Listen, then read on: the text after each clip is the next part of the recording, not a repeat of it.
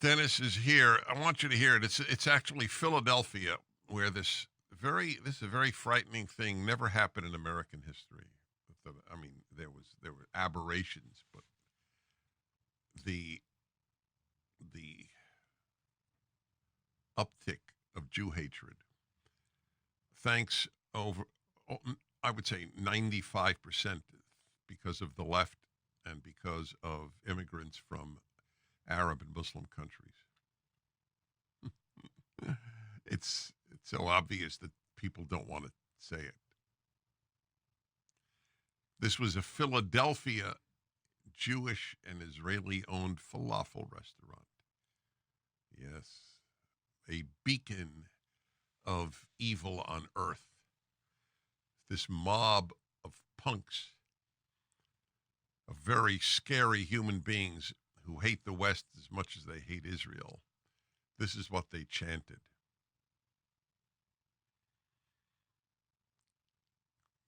Got that, Sean? You can hide! We charge you with genocide! You can hide! We charge you with genocide! So, look,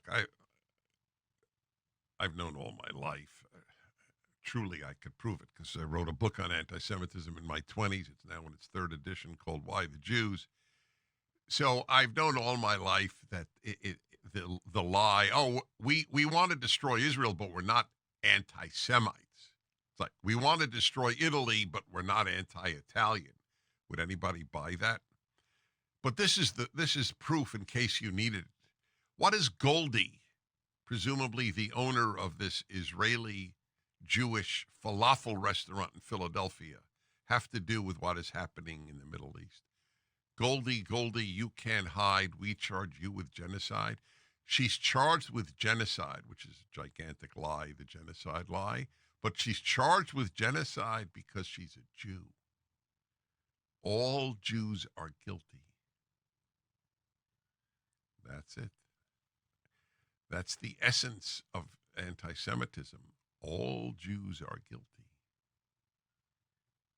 If this mob could, they would have burned this woman alive. Now, I guess it's legal in the U.S. You can, in fact, disrupt business by screaming and shouting obscene things outside a privately owned restaurant. So the trick, if you live in Philadelphia, the trick is everybody should go to this falafel restaurant. That is the only answer to this, is that anytime you have evil concentrate on the innocent, you support the innocent. So if the restaurant sales quadruple, it will presumably be reported in Philadelphia. I mean, if there are lines outside waiting to get falafel, that would be an answer. But most people are not fighters.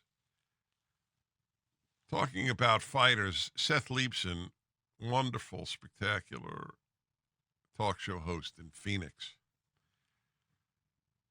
sent me an email that he received. Hi, Seth. A couple of weeks ago, I heard Dennis Prager speaking about a mezuzah. I had never heard of it. He wrote an article encouraging non-Jews to place one on their doorpost in support of Jews in Israel. I wanted to share with you.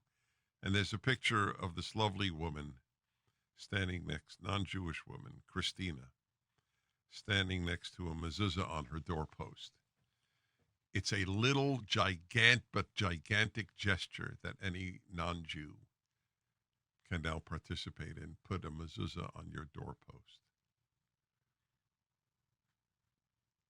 Jews, being composed of the normal run of humanity, have their own frightened groups.